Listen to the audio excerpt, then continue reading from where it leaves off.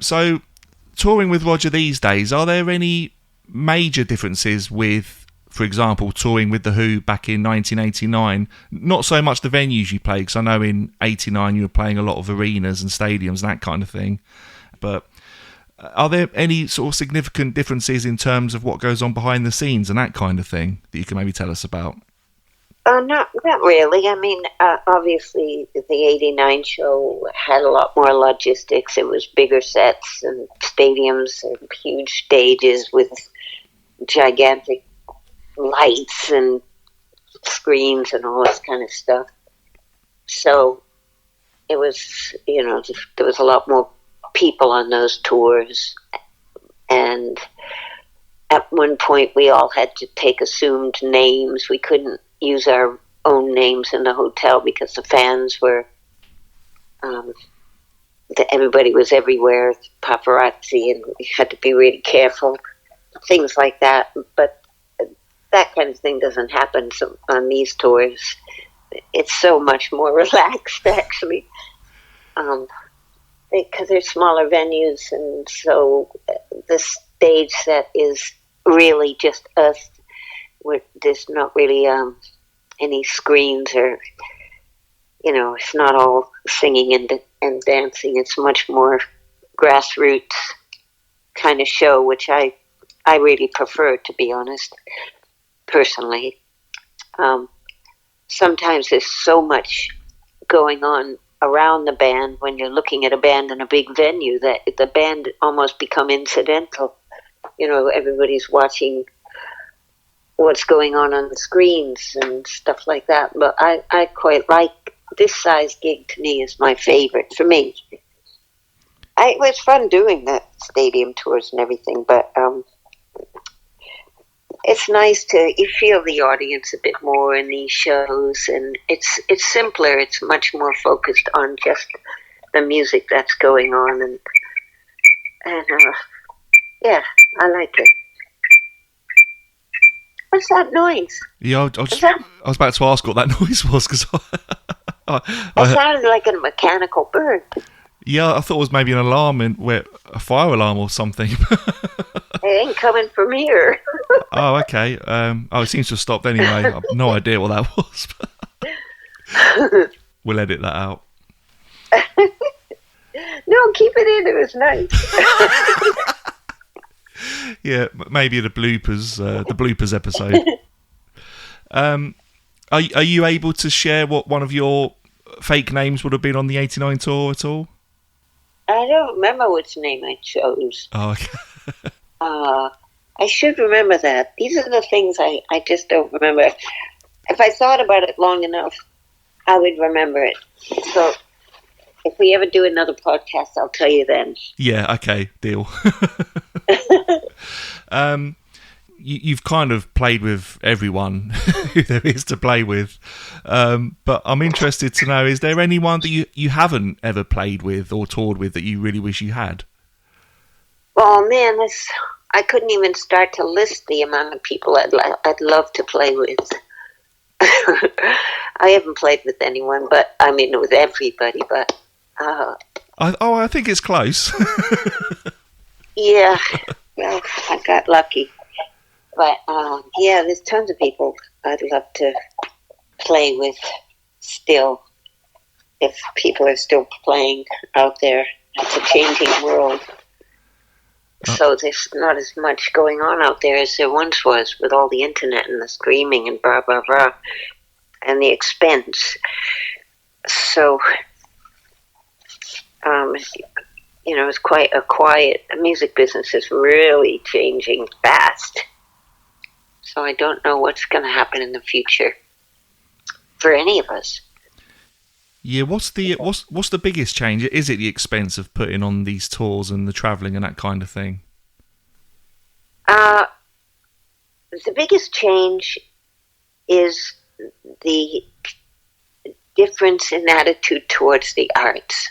That's what I would think. Oh, really? For me, that's what I think. Because, when we were young and starting out, just everybody brother, my parents, we valued art so much.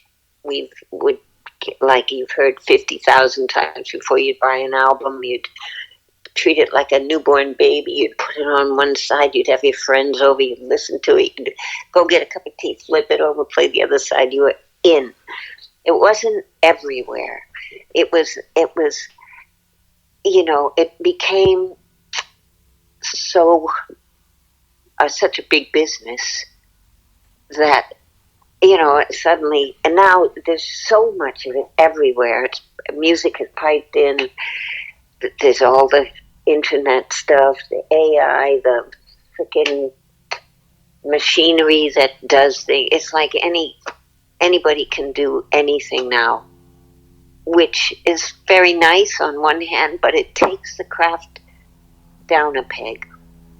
Yeah. And I think there's plenty of people out there that can create amazing tunes, but with the aid of, drum loops that you can buy anybody's drumming, don't need the person anymore. And these things are marvelous, really, but I think the value of it all is less. I don't think people appreciate the art as much or as deeply as before. I think it's just too saturated. There's too much of it. When you have too much, it's like a baby who's got too many toys. So there's a lot of great music out there, but it's hard to find. You have to trawl around through the quagmire of stuff out there. A lot of it is not great. And it's just, I don't know. Do you know what I mean? Am I making any sense here? Yeah, you're making perfect sense, yeah. I guess these days it's kind of easier maybe for a smaller band to sort of get their music out there, but like you say, when there is so much stuff... There's so much stuff, but the other thing is, what does it mean? I just had a friend, he spent a fortune, did a great record at Abbey Road. His name is Andrew Mitchell. He's a singer and a great singer. And he just didn't know what to do with it. Where do I put it? Do I give it to Spotify and make nothing? There's the record company situation. It's all changed. There's not really... And I thought, that's a terrible thing to hear. He's just made a beautiful record, old school, with people playing at the same time in Abbey Road Studios, a great studio, one of the best in the world. Fantastic engineers, fantastic sounding thing, and he doesn't have any place to put it. And certainly he's not going to make any money out of it. So, and also the bands that exist that are making it have so much extra work to do. Whereas before, if you were a musician, you were concentrated on being a musician, and then you would have agents, you would have, if you had an agent, or you would have A&R people, record company support, all that kind of stuff, and they would do all that other stuff. You wouldn't be selling your music to the radio stations. The people would be doing that for you. So the bands could be, you'd be given place to play as a group of people all in the same room playing at the same time, and that would be your one focus, was that. But now, I've got these fantastic friends that play great music, but they work so hard on social media, just getting their stuff heard, getting their stuff out there, putting it on this platform, that platform after bloody platform, to try to break through. And I just think, when do they have time to actually play? Because so much of their time is spent doing that, which we had the luxury of not having to do that. And wow, and they're these musicians are really good at it, but it must be exhausting. Yeah, I can only speak from my own experience of being in amateur bands and doing the whole social media thing and sort of the band admin and sending your CDs out to venues, and I hated it. I just wanted to play. Yeah, I bet. I mean, it's like, yeah, these are things that are, have really changed things. There's just too many platforms, too much. Everything is so spread out into a million little bites, sound bites here and little bites everywhere, that it's not as wholesome as it was. I don't think it's got it, but I mean, with every new thing comes a whole slew of great stuff. So, it's just a different world. Yeah, sure. And probably to, somebody who's 15, it's a much better world.